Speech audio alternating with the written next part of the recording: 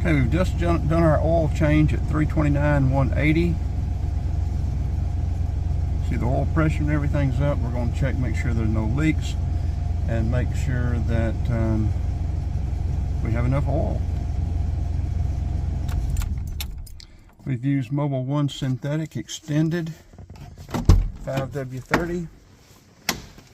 We went 5,000 miles this time on the oil change, but with the extended performance, it should be fine. We used AC Delco 1218 filter.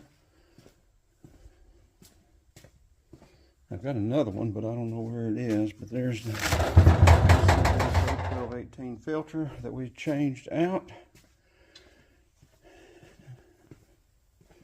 So we've got oil pressure, we've got everything set up, and we're doing